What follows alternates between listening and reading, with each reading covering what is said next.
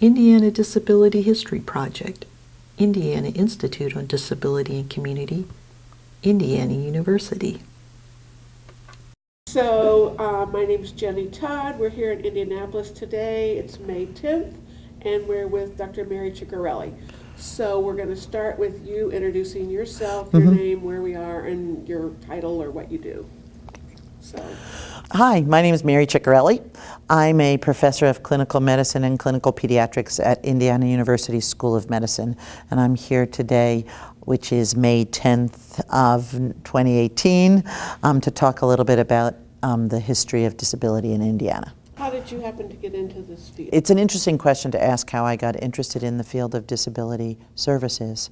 I have been a primary care doc for over 30 years now, and I gradually, because of the type of doctor I am, I do both internal medicine and pediatrics. My friends who were pediatricians who took care of children with complicated illnesses found me to be the right person to transfer people to.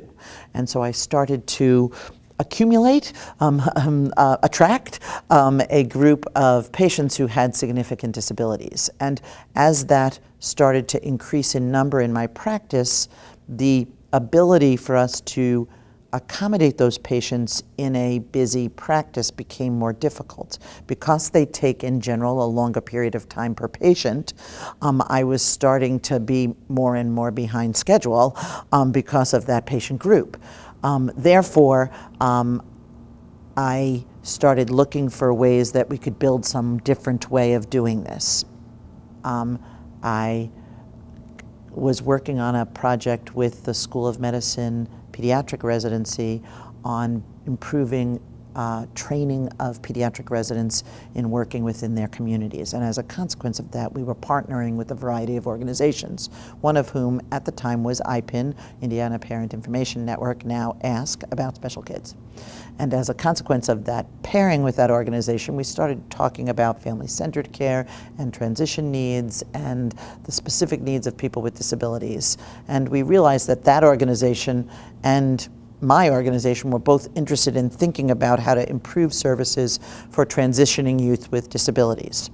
So we learned that Maternal Child Health Bureau federally, as well as Title V, were interested in this as a project, and they had started funding that now 17, I guess, years ago.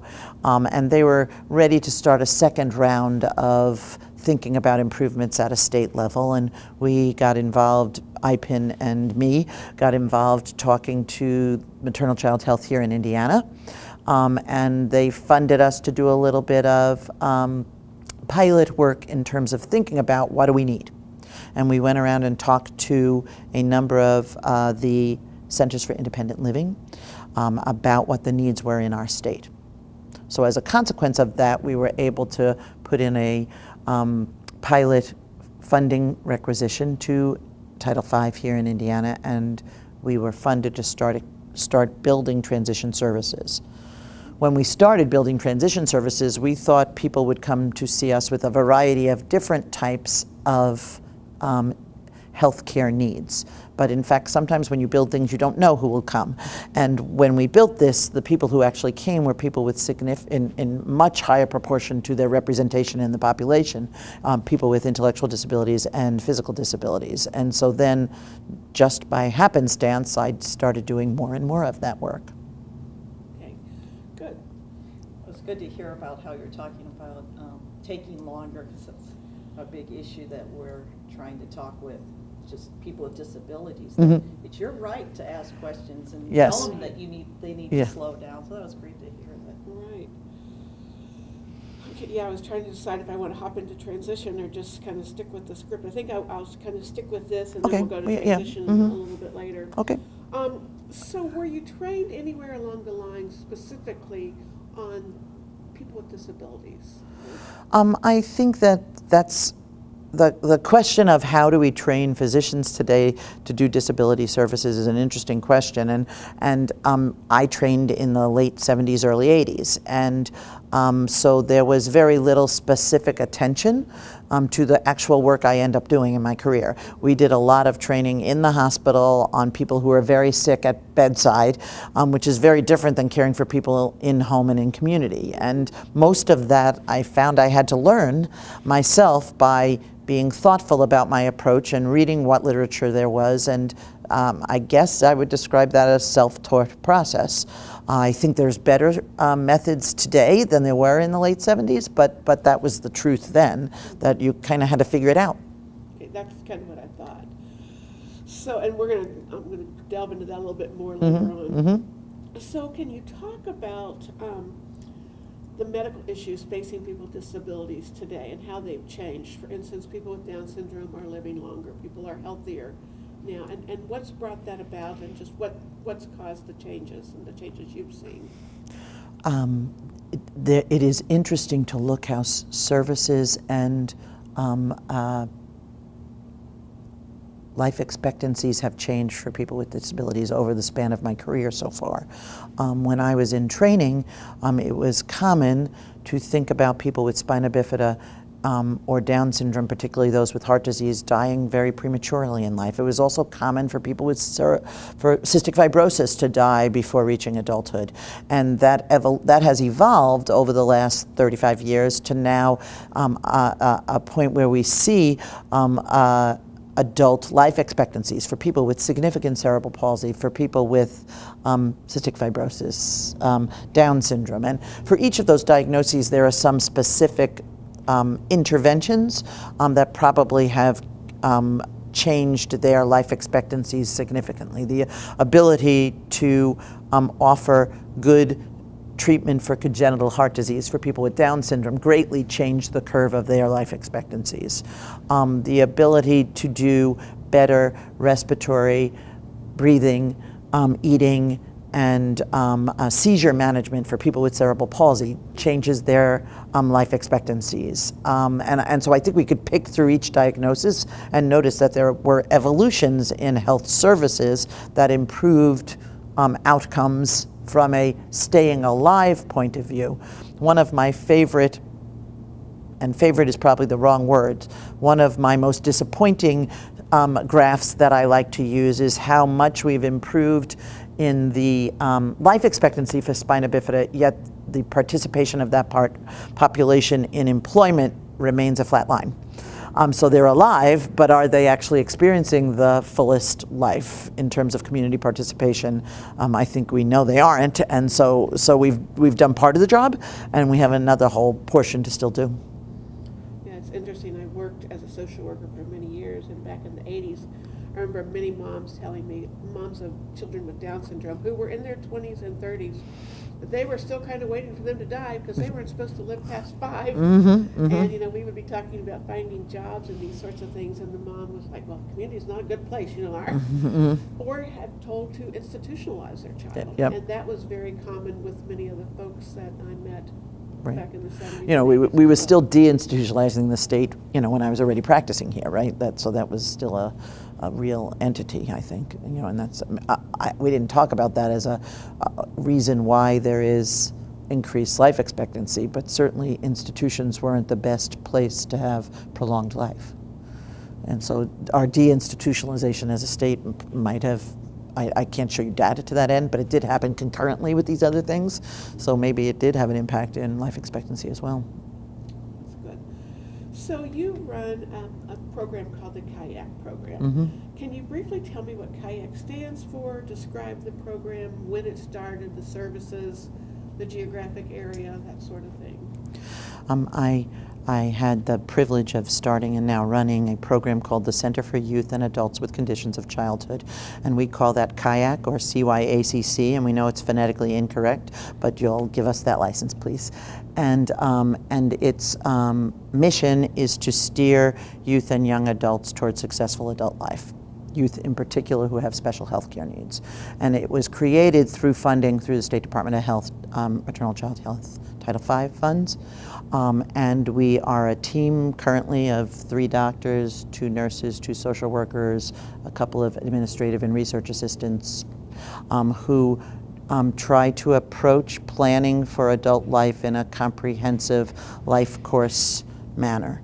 And so individuals who are ages 11 to 22 and perceive that they have a higher need in their transition to adult life than the services they're currently getting can support them in, come to us for consultation. And that consultation means that you meet with, usually it's about a 2-hour visit with a doctor, a nurse, a social worker to think about what are your health needs, what are your life and environmental needs, what are your supports that you're receiving and eligible for that we might actuate. And from that whole visit, we create a list of actionable goals or a transitions shared plan of care where we think about, well, maybe you're not on the waiver yet and those services are going to be very important to you in the future, or maybe you are not yet fully aware of what opportunity school can offer you in the 12+ programming of special education. What kind of decision-making supports might you need? Those are all the types of things that we work on as examples of goals. We have served about 2,000 people since April of 2007 when we started. And about 90% of our patients have neurocognitive disabilities. So it's interesting, when we opened, we didn't know exactly what mix of patients would come to see us, and 10 years later, it's interesting to see how the team has evolved in their skill. I'm proud to be part of this team. We're really a group of people who work collectively in a very transdisciplinary manner and all seem to have the passion of figuring out how to help people by getting out of the box and thinking about what does it take to help this person, not what are the rules. Because sometimes finding an Eagle Scout who's willing to build a ramp for a family, is salvation to that family. And finding a program that will help with hearing aid batteries when you're not eligible to get refills yet from Medicaid opens a big door for someone. And it's those kinds of things that the people I get to work with are very creative in finding and doing, and make me enjoy particularly working with them all. Right. So how do people find out about this program, and is it, maybe you answered this, is it just primarily people from Indianapolis and geographically close that can come, or how do you promote this program? So Kayak is a statewide program by funding, and we care for, I just did an analysis of the last years of patients, and we took care of patients, I think I'll get this approximately right, let's say 30% were from Marion County, 40% from the donut counties, and then another 40%, well, I'm now over 100%, aren't I? Another 30% from all of the surrounding counties. So we, in a typical year, we see people from 75% of the counties in Indiana. So it is statewide. We are, of course, because of just population density, better at knowing things about the center of the state where we are more population dense than the rural areas, because we just have more experience with those. But we are funded to take care of people across the state. We aren't in the business of trying to market our program because we barely keep up with the volume we get. We're funded to have the number of people we have, and we function at maximum capacity all the time. So we try to never say no. We get about 250 new patients a year. We probably get 300 consults a year and see about 250 of those, just because some of those families just choose not to seek that service further. And that without further funding, we couldn't expand to be bigger than that. Okay, and I think you answered this, but I'm going to give you a chance if there's something else you want to say about this particular question. Why is Kayak important for children and youth with special health care needs and their families? I think the goal of the Kayak program is to support people who are having trouble navigating the system. And people might have trouble navigating the system for a variety of reasons, because an individual's health care needs are very complex, because an individual's combination of health and social needs are very complex. I'd like to say that navigating disability services is easily usable in this state, but I'd have to put my tongue very deeply in my cheek to say that with a straight face.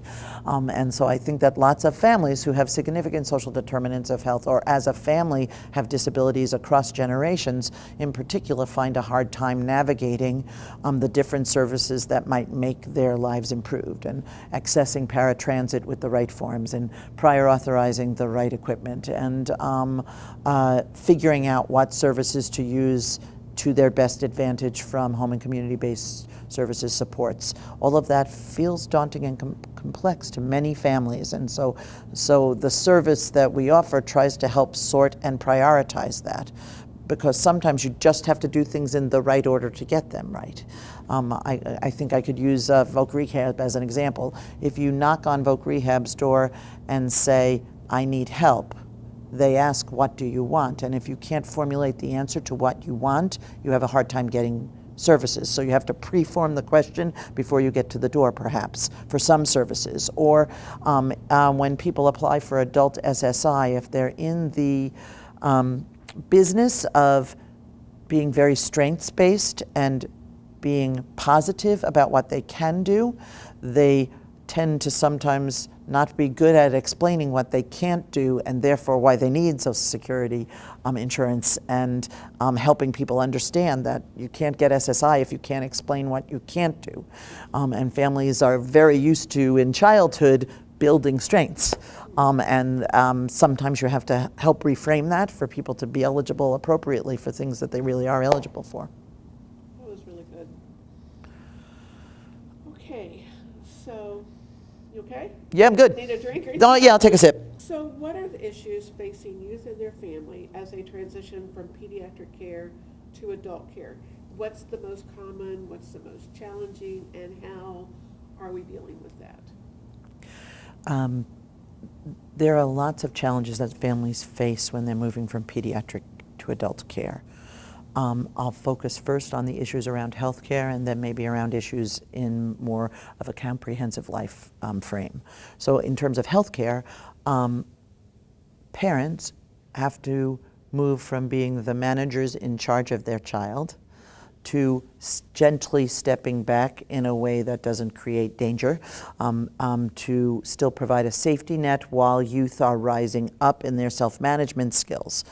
So as the parent steps back, that feels very frightening to parents of children with special health care needs in particular, because they have to figure out, how do I keep this person still well who have invested so hard in keeping them well because of their health complexities? And letting go isn't easy.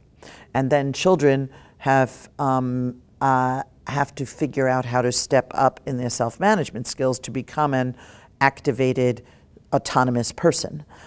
They also have to learn how to use their social supports effectively in life, their natural supports. And the crisscross of those two changes are often not as smooth as they could be. In addition, the average pediatric health provider of any sort is used to working in a model of care that we could call the best interest of the child, and people act upon the child in their best interest. Whereas in the adult world, we have an autonomous model of care where people make choices based on information and reasoning, and choose what they want for self. And moving from this to that in terms of a model is not easy for everybody. So the pediatrician is comfortable with their model of care because it fits them, it fits what they're doing, but they have to start introducing this new concept, because you can't flip a switch the day you turn 18 to 22 and move into the other model seamlessly. You have to practice those skills and trip and fall a little bit to learn how to care for self. And so the on-ramp from pediatrics is introducing some of these self-management skills, and the off-ramp as you're moving into adult services after the transfer from one to the other requires that the adult side gets that you're new to this, and that in fact this might not be as easy as the book says it is, if there is such a book, and the persons have to kind of be acclimated or helped accommodated into the adult world. And I kind of think of this as having some scaffolding built around you that you can gradually take down as the person reaches autonomy. There are certainly some people with various types of disability, let's pick in particular people with intellectual disabilities, who might not get to what we would call full autonomy because they need supports. And so then in the adult world, for young adults, we don't often think about that model. It's a small percentage of the whole. And so the adult healthcare system might be able to recognize that people with geriatric needs and Alzheimer's dementia, for example, need supports in a different way, but they don't often extrapolate that as easily back to the young adult with autism, the young adult with serious mental illness who is having similar needs. And so all of those issues can play a role in the work that people perceive as they move from pediatric to adult health services. In addition, people often don't need the exact same replica of the care team they had in childhood in adulthood because the scopes of practice of different providers changes. And so redefining what does your care team need to look like in the adult world requires an understanding of the adult healthcare system and a synthesis of what your needs are and how do we deliver them in adult healthcare as compared to how we delivered them in pediatric care. And so it requires a little bit of shifting of understanding of who does which service in the adult world compared to who does which service in the pediatric world. In addition, people have issues related to eligibility for services. So the language we use around mental health services in pediatrics uses different billing codes and diagnosis names than it does in the adult world. And so they're making sure the person fits into the services in the adult world based on now they don't yet have their adult diagnosis clarified might make things difficult. There aren't the same types of providers for intellectual disability in pediatrics as adult care. There isn't anything currently that we would call a developmentalist in adult medicine, whereas many people with intellectual disability receive services from that group of individuals in the pediatric world. So there are gaps, there are difficulty with eligibility, changing from disability eligibility in pediatrics to adult world has a different book nationally in terms of how you define that, and people sometimes get lost in between the move from one to the other. So all of that is kind of just based in healthcare. And then the other issues that are interesting when we think from a more comprehensive life course view of what's hard about moving from pediatric to adult care. Let's say you're a person with physical disabilities and your parents did things for you as a child, but now you want more independence. You have to figure out, well, what equipment accommodations do I need? Who do I need to help me as a support person? How do I find them, hire them, train them, work with them, be the leader of this team rather than the recipient of this care? And that's a complex issue. How do I use paratransit appropriately, and is there paratransit available? We're a state that has a mix of urban and rural environments, and in rural environments there's often not paratransit resources, and there's often a lesser number of available slots in with different agencies to receive special care from caregivers, and so there's a paucity of availability of services in the adult world that will slow people's ability to progress towards the level of independence they might want. Do you have a sense, I guess because one of the things, not being in the medical field, in thinking about this is I thought, okay, pediatrics are used to being with the family for maybe 18 years. They have the same doctor, they build a rapport, they build a history, and they also, it's the sweet little child. So then they move away from their pediatric care to an adult physician who comes from a different perspective, who hasn't known this is just a new patient coming in.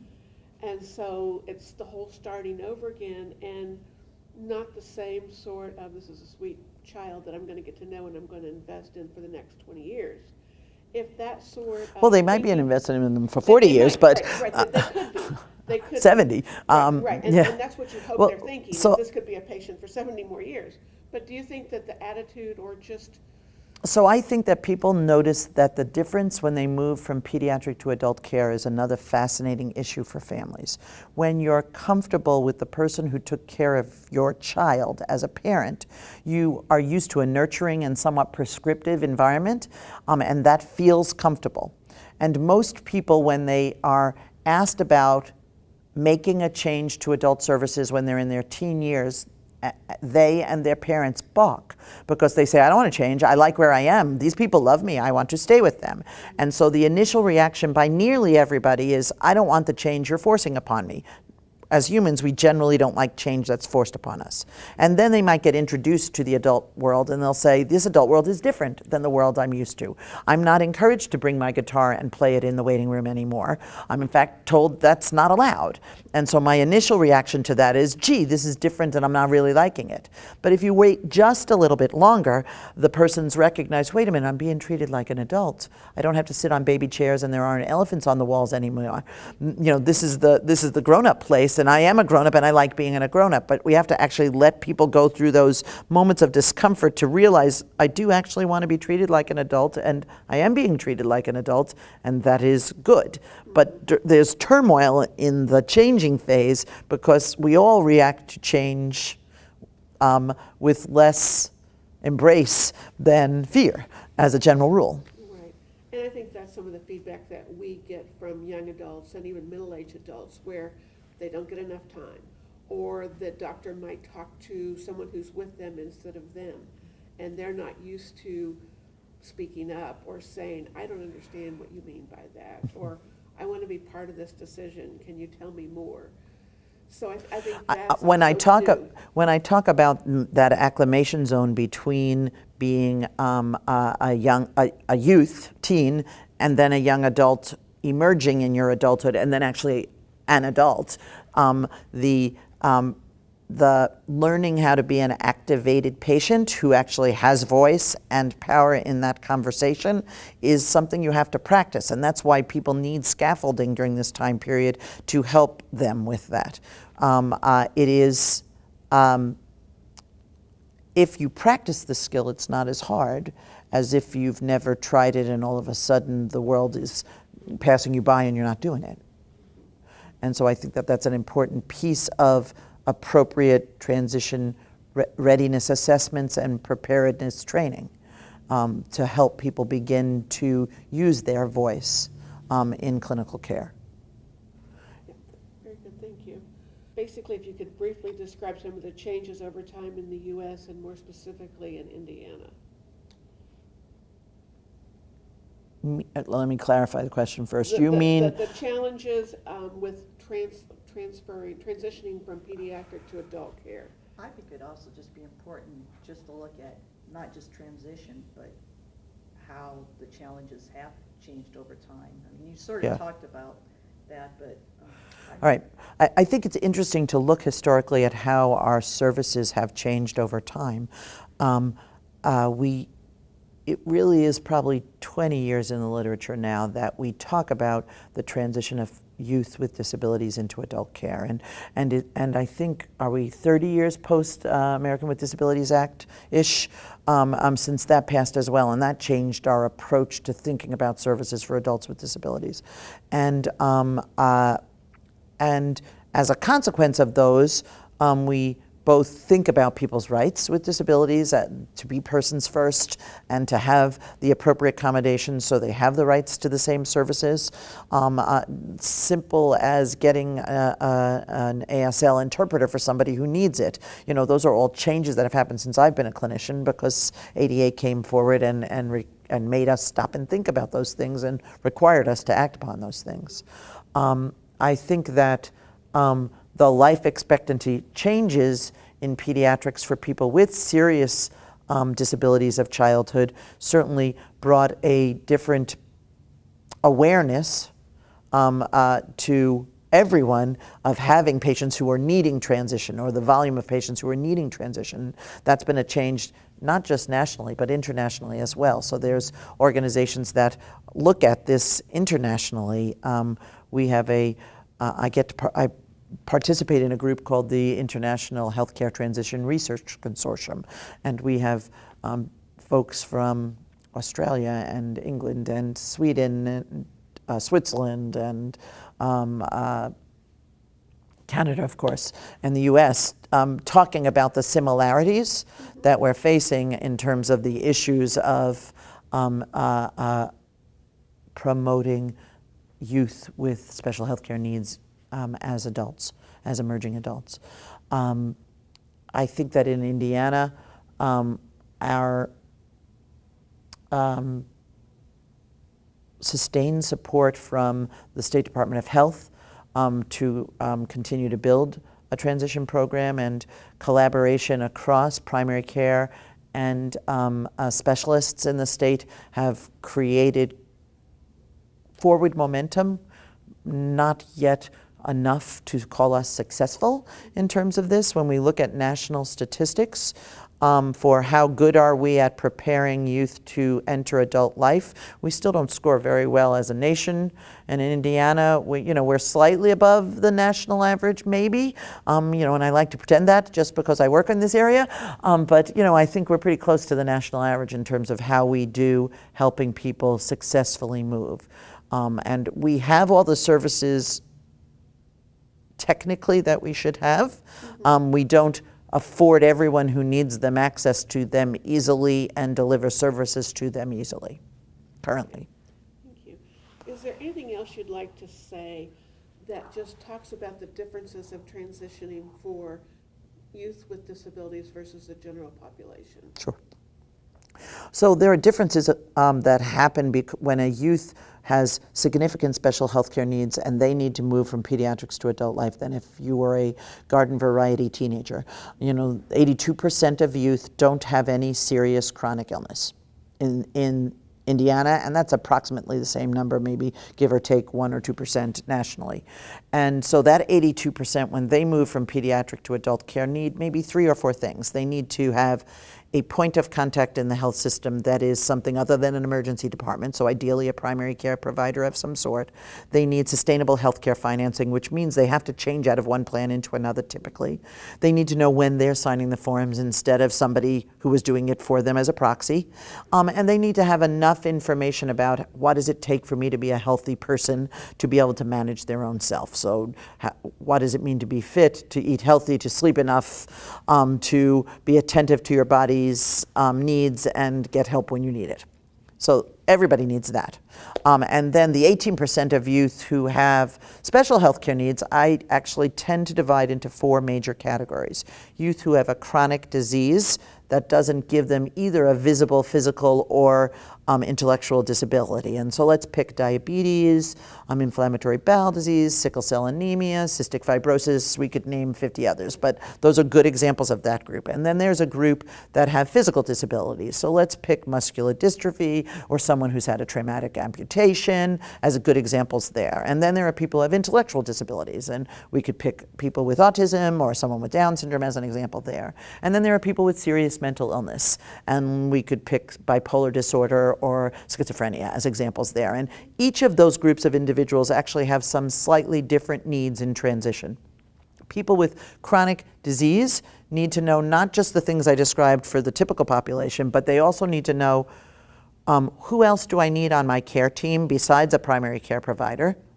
And they need to know enough about their own health management to be able to truly take care of themselves, which has to be more than being given a medicine reconciliation page at the doctor's office. You need to know, what do I do to stay well and how do I feel when I'm well?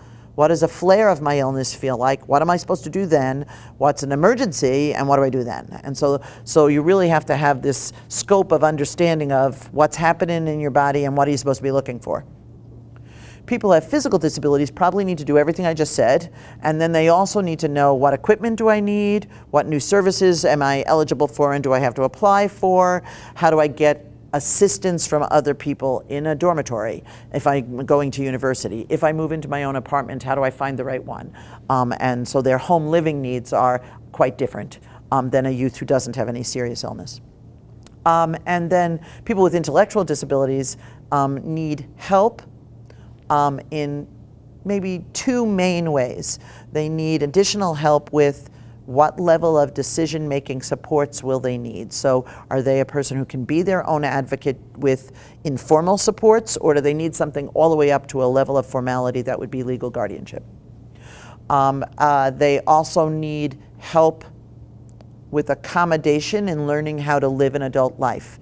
Enough education done in an acclimated way so that they move into an adult life safely. And that means usually caregivers giving them the right balance of safety and freedom. And that's a tenuous, wobbly balance for lots of families and service providers. They may also need help learning how to manage their own health habits. People with intellectual disabilities may or may not be good at reading their own body cues, and they might not be attentive to how to problem solve around them and might need support. So at the simplest level, they might need someone to remind them, if you don't get 8 hours of sleep, you're no good tomorrow.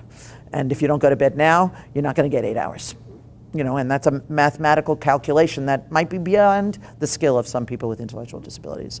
At a much more complicated level, some people who are more profoundly affected by their intellectual disabilities might not be able to pay attention to what their body's doing, might not be able to express what they're feeling, might need somebody else to help manage at a much more complex level. And so those are the added services that people with intellectual disabilities need. And then people with serious mental illness I sometimes find maybe the most difficult for me at this point, still having done this work for about 10 years, in that when they are not experiencing a flare of their illness, they need everything I just described for a person with chronic disease. When they are having a significant flare of their illness and they are slipping in their own capacity to self-regulate and make decisions for themselves, they need someone else to step in and help them. And making that springing power of attorney, springing support person actually be present, giving the person autonomy when they should have it, and then stepping in when there's a flare is a very complicated process, particularly if you have mental illness that might also bring along with it some paranoia about this, and then fear in letting someone else step in. And so it's can be a very complicated event. Perfect. Thank you very much.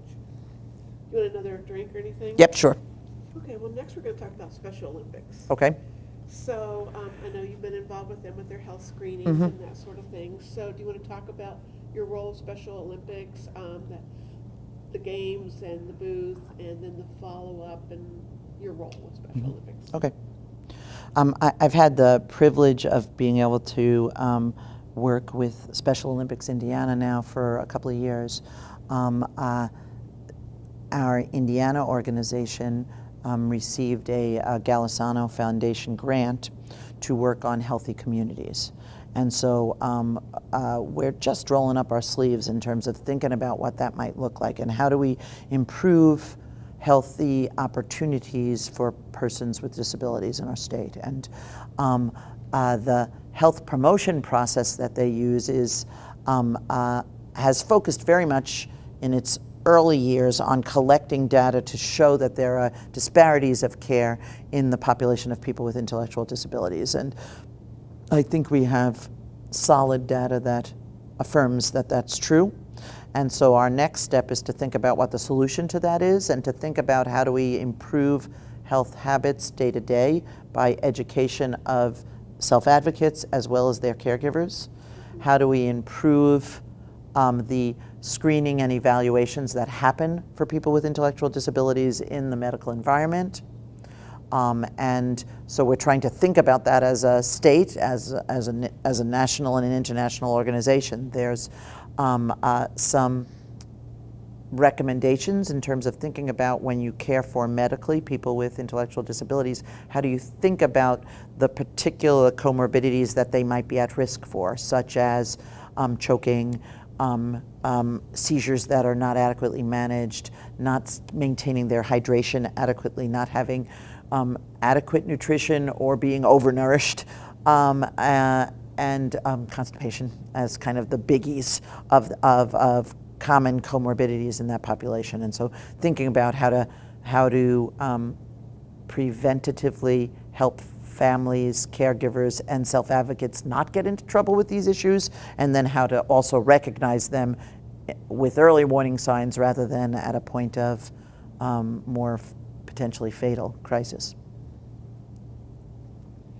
Okay, well, this is a little off subject, but Peggy and I got to work with Special Olympics too, and we rolled out this workshop with Clinton County last 2 weeks ago, and we're going to do another one in Crawfordsville in Montgomery County, and we did a 2-day workshop basically with broad strokes Uh-huh. on My Healthy Life. And Yes. we talked about keeping yourself healthy. What Mhm. does that mean? Health Mhm. literacy, Mhm. going to the doctor, partnering with your healthcare professionals. Mhm. A lot of role play with talking to your doctor. Mhm. Talked about nutrition, talked about exercise, hydration, what happens when you go to the doctor, what you should be getting, male, female sorts of visits. And it was really interesting because even we had people partner, so we had a family member or a support person come with them. Mhm. And the support person seemed to be just as engaged and felt like they learned almost as much as athletes, Mhm. particularly with the relationship with the healthcare providers. Mhm. Mhm. So it was really interesting because most of them, when you agree, said they did not talk to their doctors. Right. That they just either were afraid. We're they just- passive rather than activated. And you Right. get better health care if you're an activated patient. Absolutely. It's an autonomous model of care. And so if you don't go, you're not going to get the care.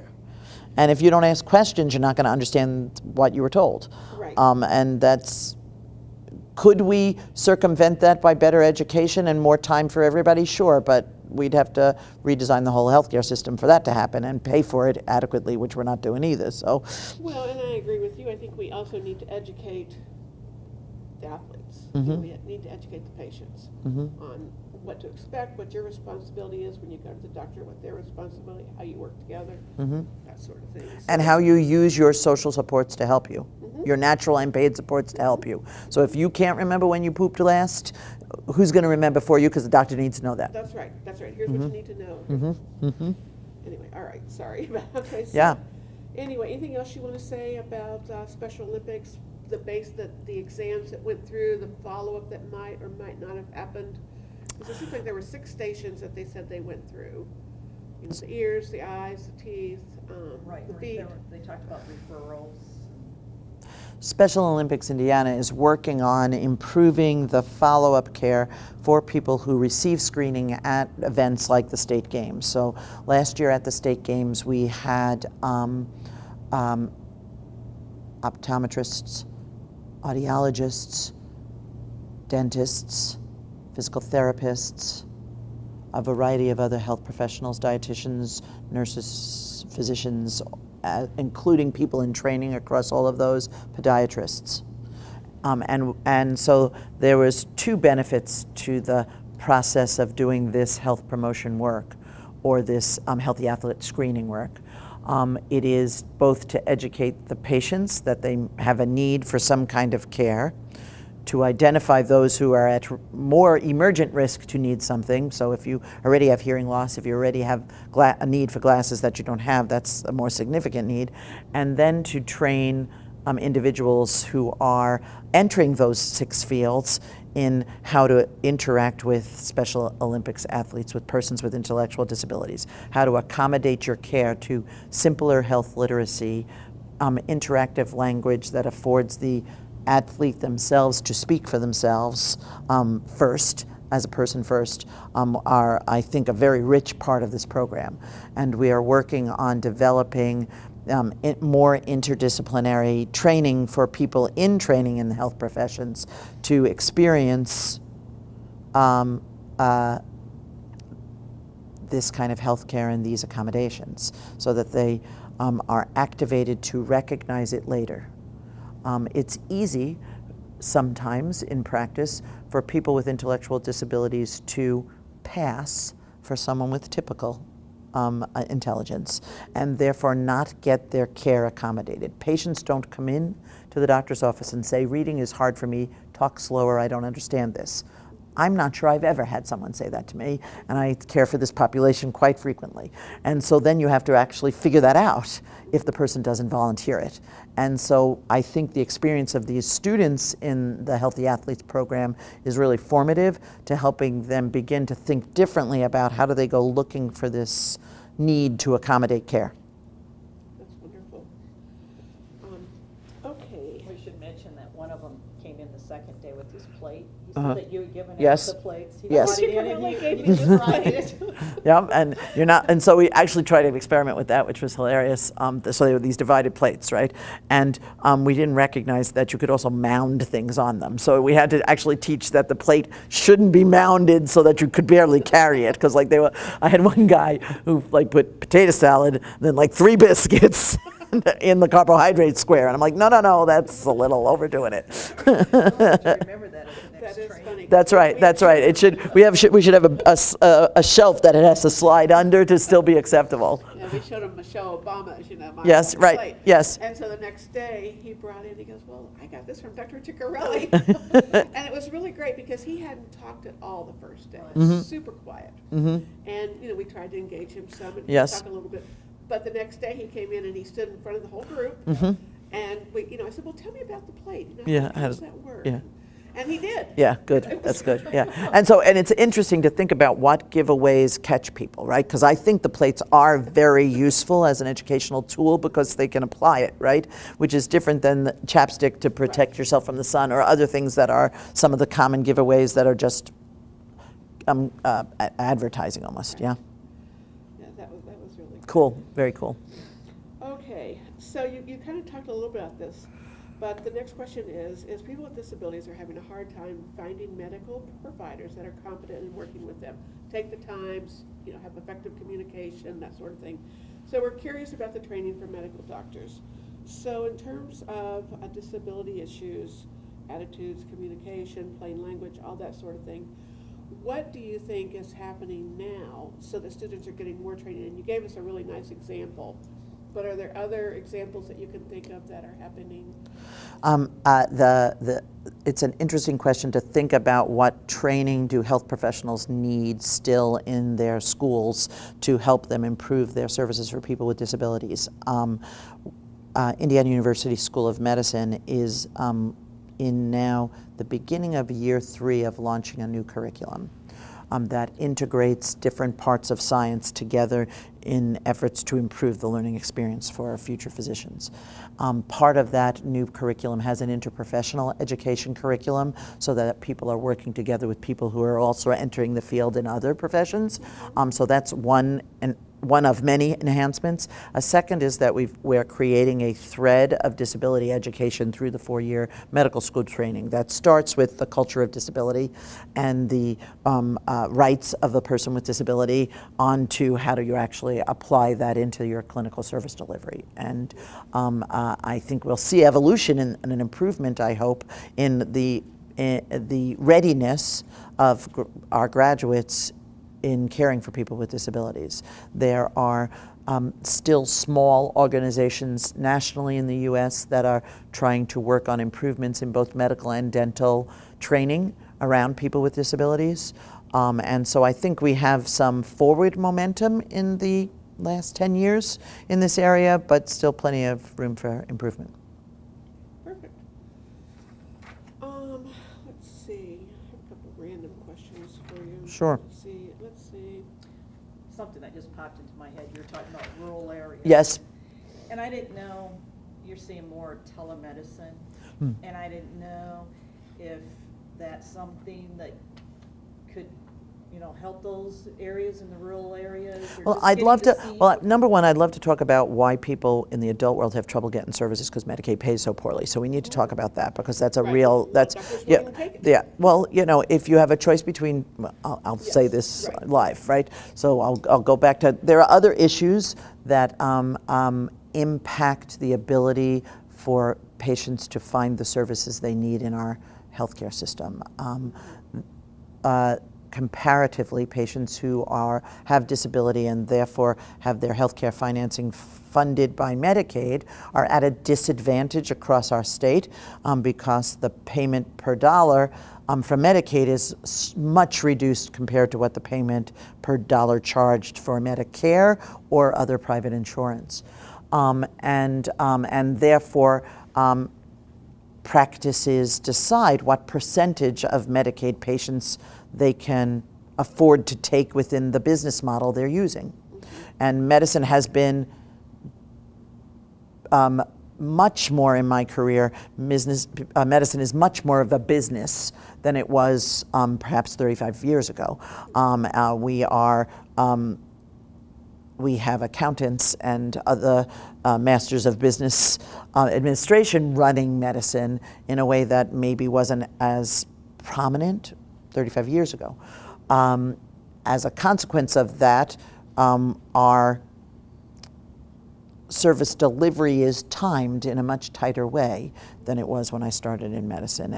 And the way we bill is measured in a much tighter way.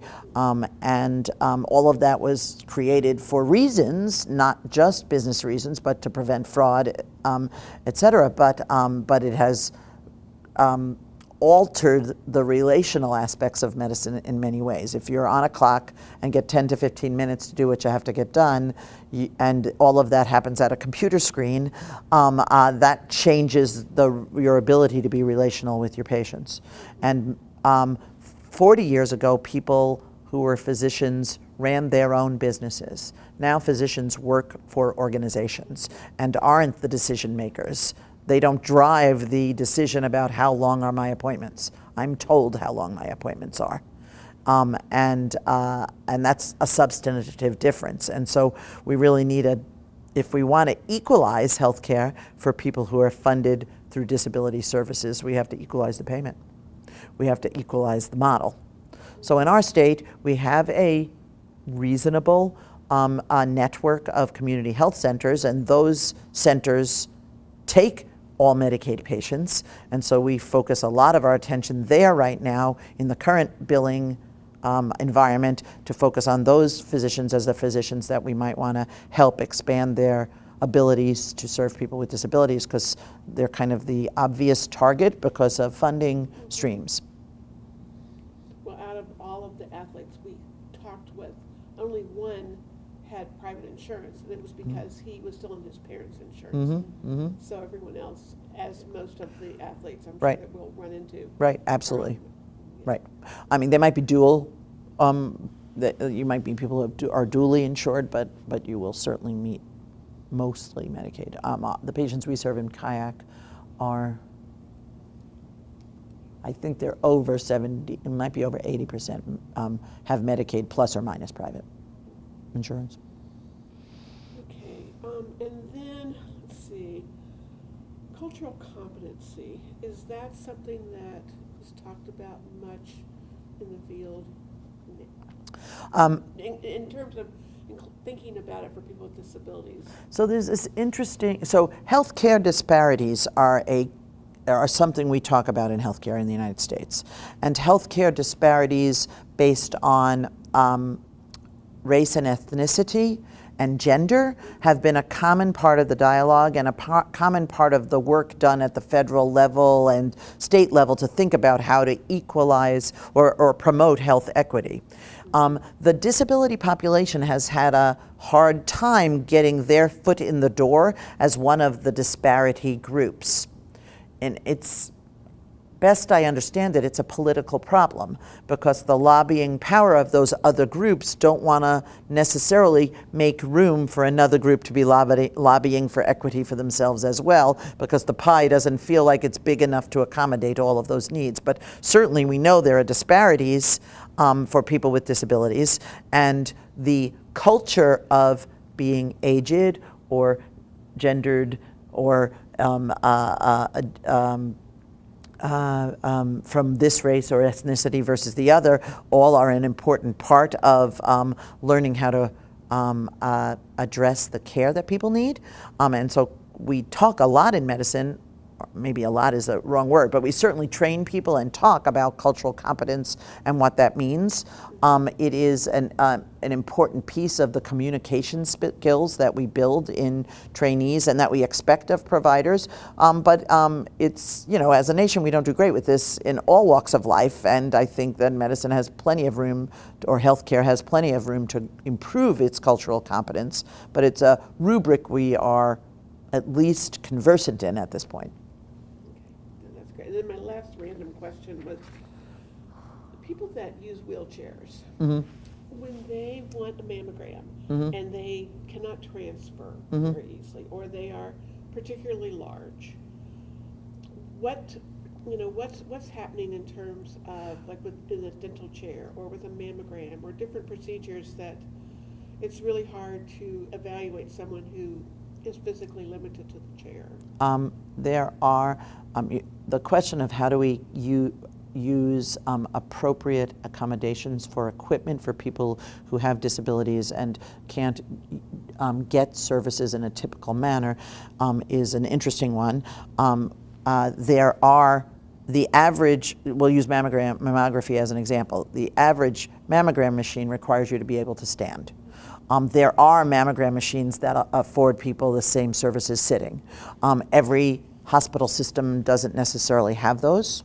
And so then one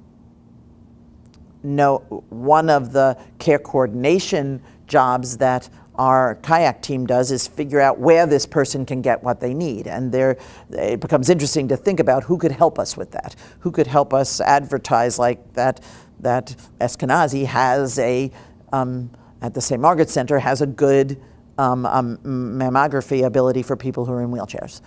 Whereas every other system in the city, I'm not sure and I honestly have not recently investigated this, so I can't speak with confidence, but don't definitively have that ability. There are high-low tables that you can use to help people transfer more easily. They cost 5 or more times what an average exam room table is. So every exam room isn't going to have one, but which exam rooms have them? People who need help with an adult changing table, where are those available in your facility? And making sure that facilities use a universal design approach to building, and then good information at their information desks about how do you do the things you need that are common accommodations. I think we can see some systems that do that really well around our state, and some that are still early in developing their ability to do that well. Okay.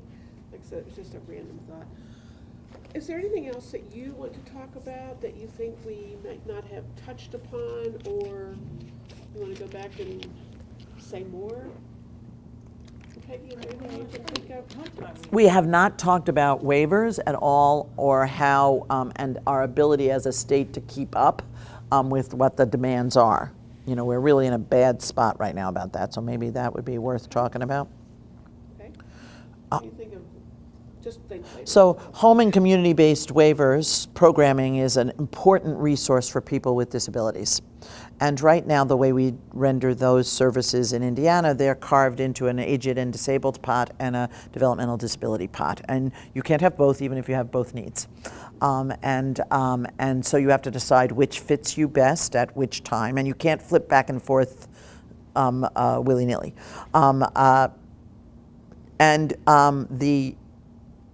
I don't remember exactly what year we changed our home and community-based waiver program through developmental disabilities, but let's say maybe it was 5-ish years ago, where we greatly changed the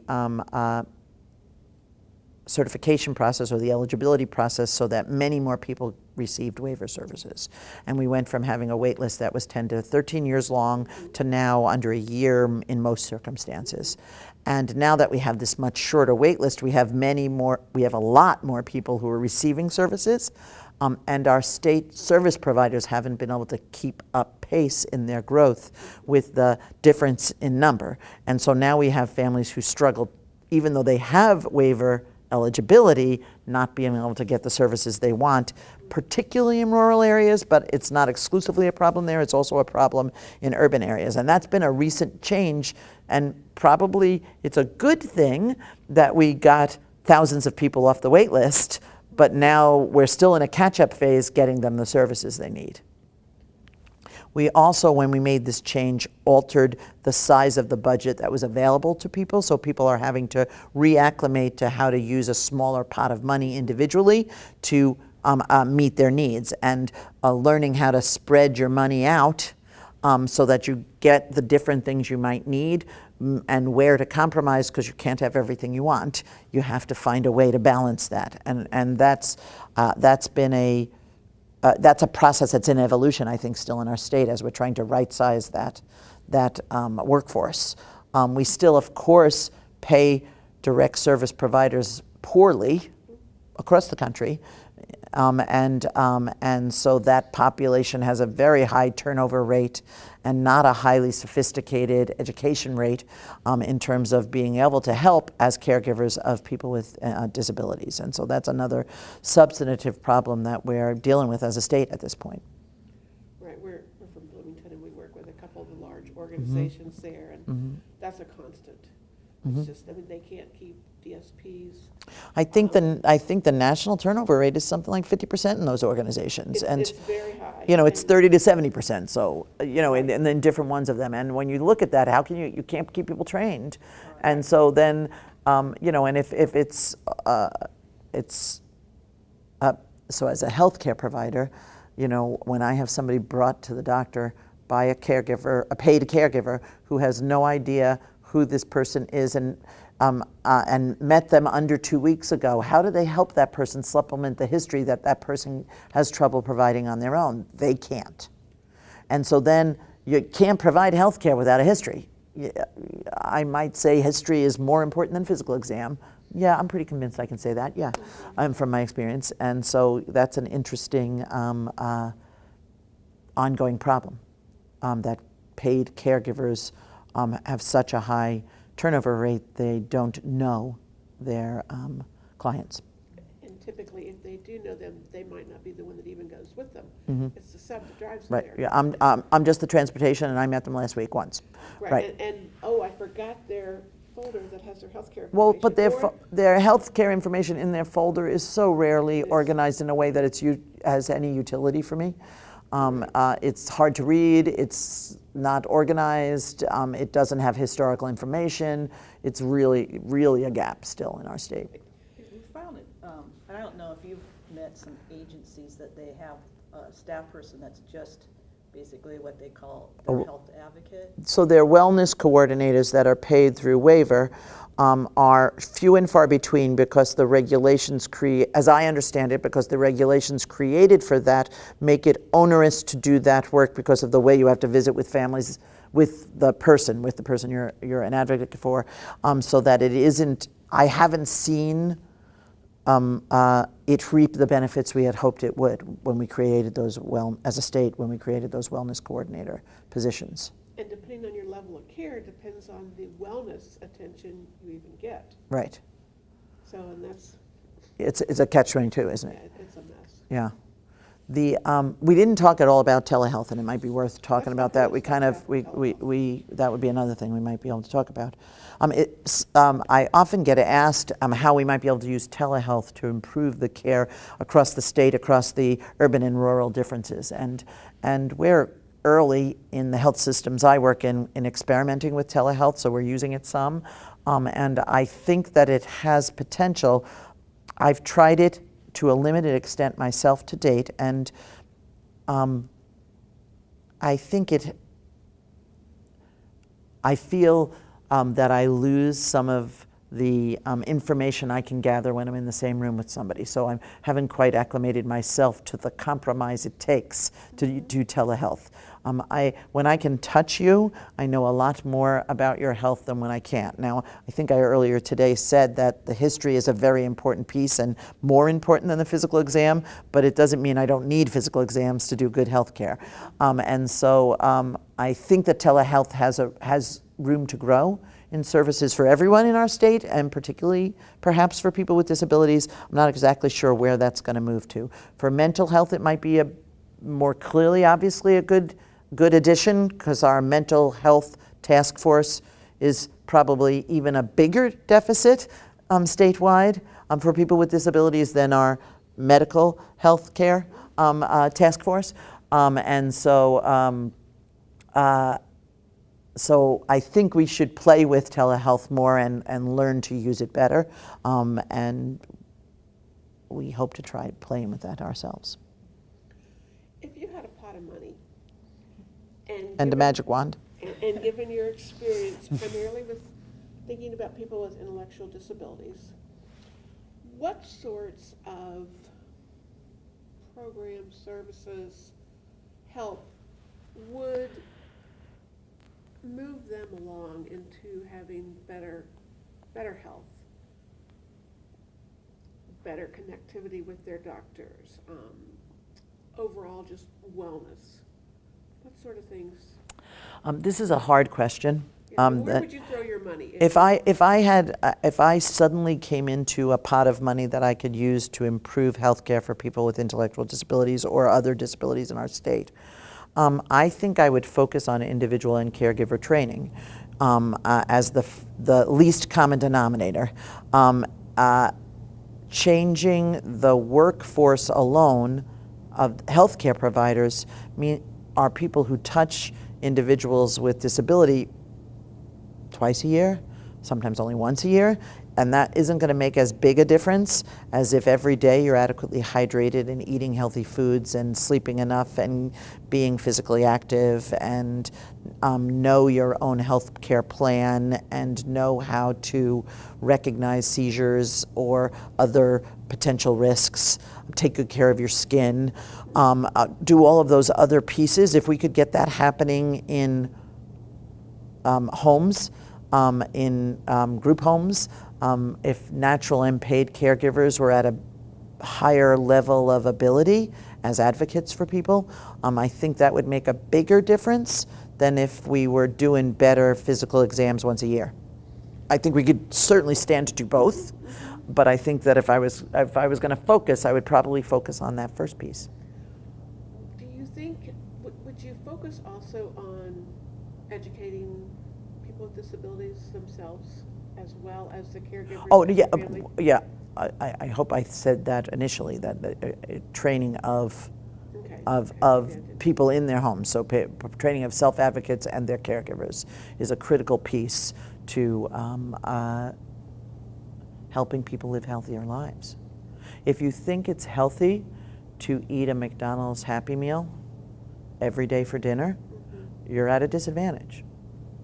And lots of people in our communities across our states still think that a piece of fried chicken and French fries and a Coke are a good, healthy meal, and they're not.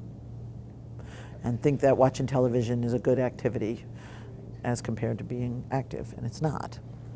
That's what we've talked about, is the training needs to happen with the staff and the people with disabilities, because if the people with disabilities are saying, I don't want to eat the McDonald's every day, but their staff people are not getting But they're trained. also funded to have, to be on a SNAP level budget, right? And a SNAP level budget doesn't buy arugula every day.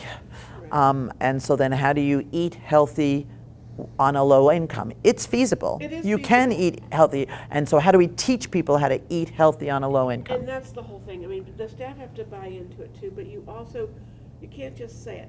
I have to show you how you can have a fish taco instead of a hamburger taco for the same dollars. Right.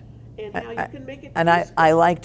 like to try to help focus people that, at every fast food restaurant, there are healthier choices and there are less healthy choices. And so you can go there and make some healthy choices. And you can get apple slices instead of French fries. And you can not drink a sugared beverage. And that makes the meal significantly healthier. And there are sandwiches that come with multiple vegetables on them compared to the ones that don't. And all of those are choices people can be encouraged to make. And so I think we have a lot of room to improve that. And that can't be about your once a year physical exam. That has to happen in a different place than that, I think. I don't mean to underplay that we need to teach health providers how to do a better job too. But if I had to pick where the first place to go, I'd probably pick individual and caregiver training. Well, and I think we could go all the way back to health education and special education. And how are we helping families think about, at this formative age, what does it mean to be in charge of being a healthy person? The health education for typical students in our state doesn't necessarily get everybody to the mark we want in terms of understanding health habits. And I think we probably don't actually get to even as high a mark with what we do in special education, health education. And I think that maybe that's another interesting area to think about creating improvements really at that early formative level. Yeah, that is where it needs to start, is definitely. If you know, right from the time you're eating lunch at school, if you're not buying a Coke and fries and a pretzel as your whole lunch, you know, and there's ever a vegetable, And it's not ketchup. yeah, that's because that's too far of a stretch for me to call that a vegetable, right? Right. Yeah. Produced by Indiana Institute on Disability and Community Center for Health Equity, funded in part by the Indiana Governor's Council for People with Disabilities. Copyright 2019, the Trustees of Indiana University.